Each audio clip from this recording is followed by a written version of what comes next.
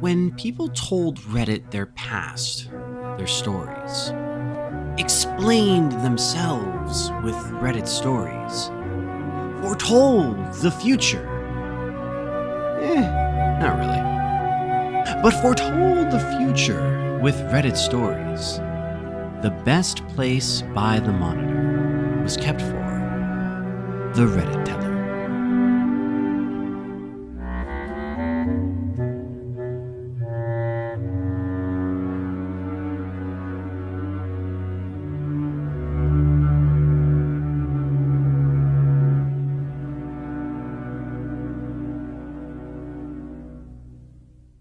Welcome back to your cozy spot by the screen light. Today, I have some new tales to impart with some interesting outcomes. Now, this next one stems from someone called Tetra G-Ton, or G-Ton, depending. I'm not really too sure. Titled, "Today I effed up. I made the entire ER think I had a heart attack. Oh boy." So, I scared an entire ER into a code mode for a stupid reason. I'll preface this one by one thing about my medical history. I have torn the muscles between my ribs in a work-related accident a few years back. They are very scarred, but do not hinder me in any way in a normal life. Scarred muscles are not as good with blood flow as non-harmed muscles are. I've been having these chest pains while working night shifts. Nothing serious, just a bit of discomfort. My blood pressure is on the high side, so I've been told by my doctor to monitor it. This put me on edge about heart stuff. Now, at my work, there are these two places where I sit. At Station 1, I was fine. At Station 2, I got these chest pains. As it happened by chance, I always got Station 2 for night shifts and Station 1 for day shifts.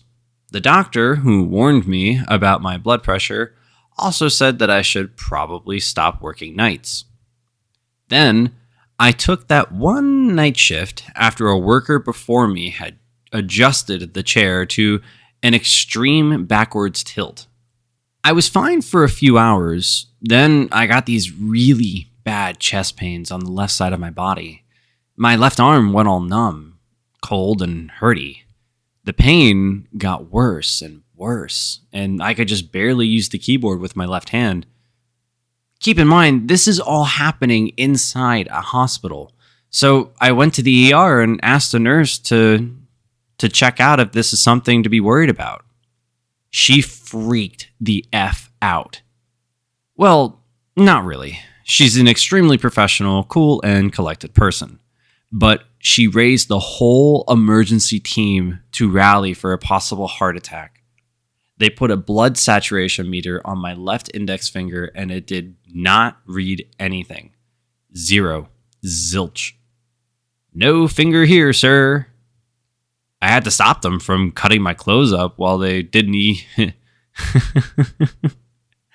oh my goodness. While they did an ECG. That's electrocardiography. It's where they put all of those electrodes on your body to measure how the heart is doing. And it was completely fine. The doctor then asked a lot of questions about these chest pains, including back and neck problems. As we discussed this, it started to dawn on me. The chest pains only happened during night shifts, not even at home, even if I stayed up all the way to 4 a.m. The only time I had a night shift without any chest pains was when I was not sitting in the chair at Station 2. It was that goddamn chair that caused all of this. I tested this and I was right. The chair 2 made my chest hurt. Chair 1 did not. Sitting on the chair 2 for a few hours made all of these symptoms happen. Somehow, the way the chair is made impedes blood flow on me. Not like a chokehold, but just a bit. It takes hours. The scarring of my muscles on my left side made this lack of blood flow to manifest as something way more severe. It's not the night shift. It's not my heart. It was not the overall stress I'm feeling as a fresh father. The stress about high blood pressure made way for psychosomatic symptoms, and I was freaked out. It was the goddamn chair. After adjusting it to a position that I found more uncomfortable, I now no longer get these random chest pains. I'm really sorry to all the people who attended to me. Good job. I am wondering how adjusting it to a position that you find even more uncomfortable actually made it work or better.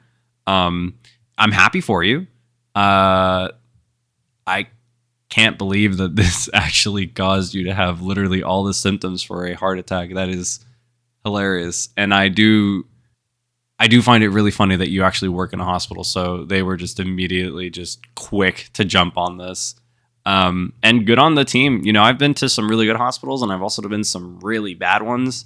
So it's a good thing that your department seems to be super quick with taking these kind of situations not lightly. So good for you for working there.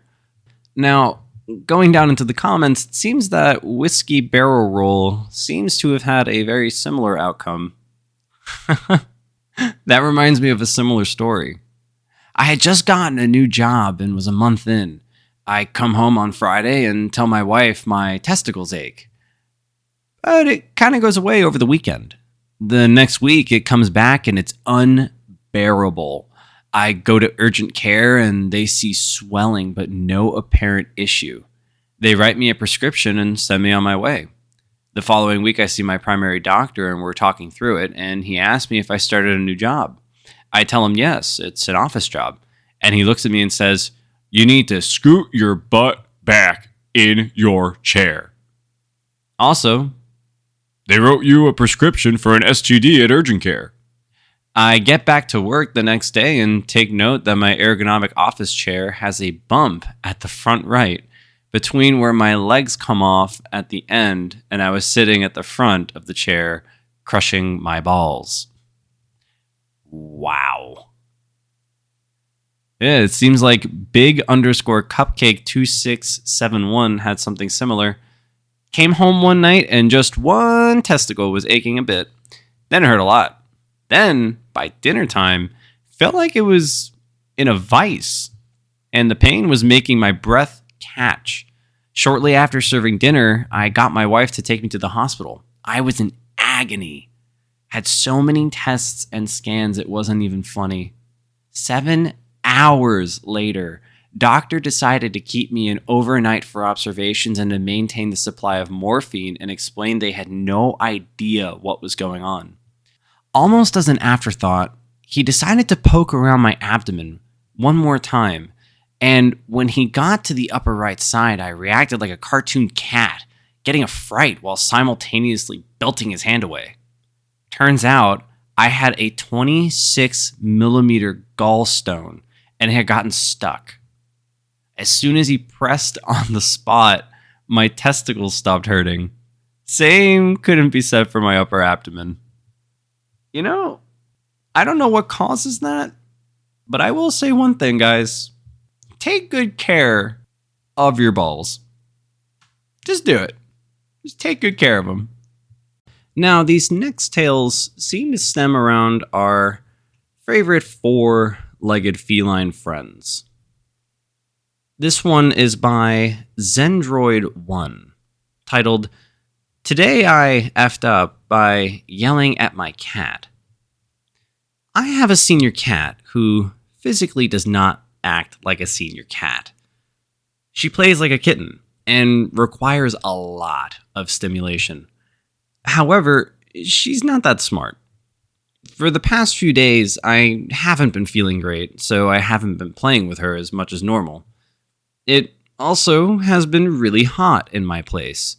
I always open up my bedroom window at night, so a few nights ago, at about 11 p.m., I'm just chilling, watching TV in a lazy boy type chair. Out of nowhere, with absolute zero warning, I feel something smash into the side of my head and then a piercing pain.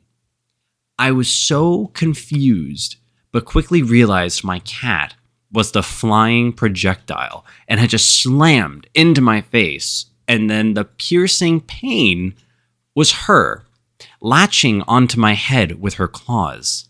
My gut instinct was to first promptly remove her from my face and then yell out loud, "What the hell are you doing? I'm gonna kill you if you do that again!" It was not a playful yell. I was really seriously angry. I may have said a few more strongly worded things. She scurried away and I began to assess the damage. No, I do not abuse my cat or threaten to seriously kill her.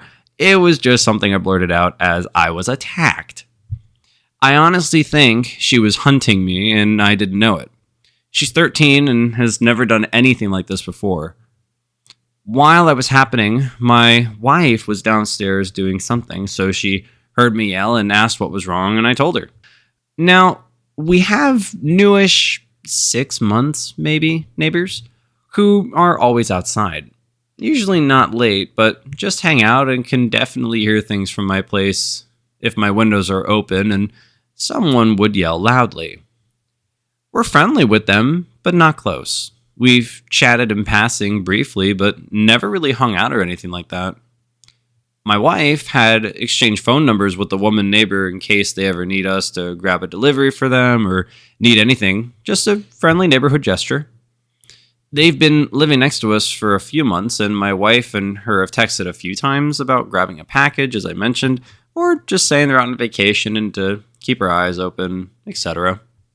So, the day after the cat incident, the woman neighbor texts my wife, saying something to the effect of, "Hi, just checking in, just to make sure everything's okay and to say hi."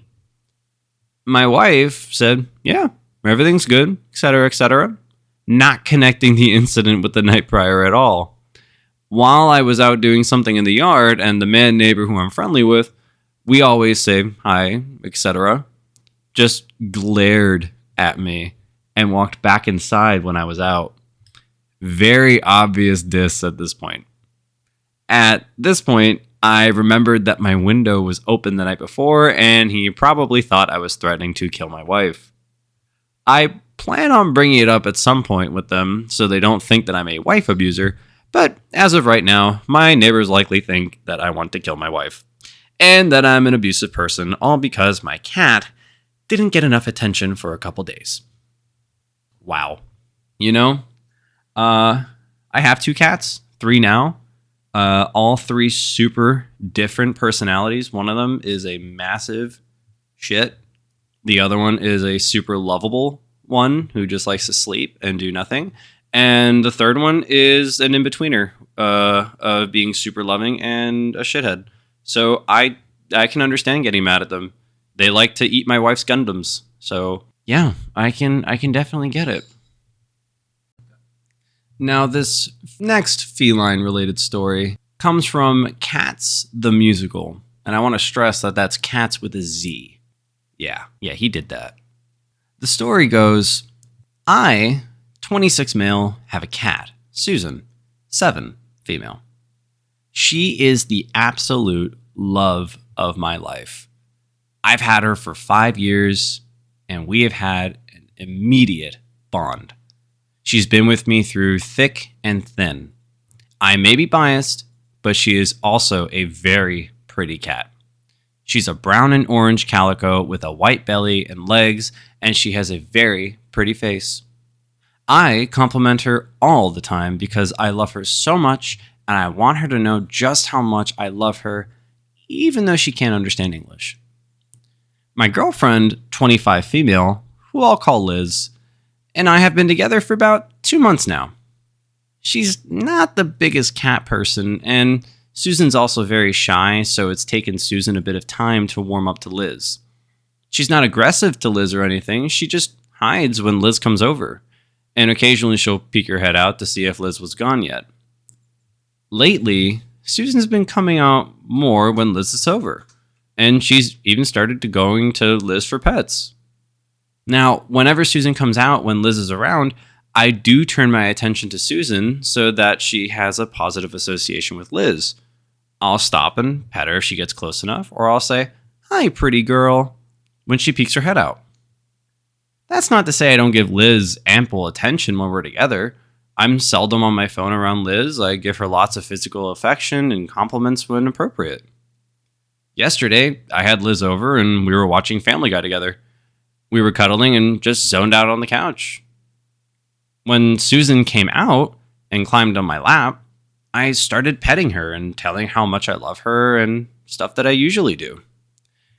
Here's where I effed up. As I was petting Susan and talking to her, I told her she was the most beautiful girl in the world. Liz got up and went to the bathroom, and I didn't think much of it, even when she was in there for a while.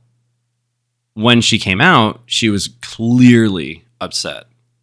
I asked her what was wrong, and she accused me of being a weirdo who loves his cat more than the actual human woman sitting next to him. I was honestly kind of dumbfounded because, one, we haven't gotten to the "I love you" stage yet, and two, it's my cat. And I honestly do love Susan more than Liz, which you should, OP, because you know what? Susan is forever. Liz, temporary. Throw her out.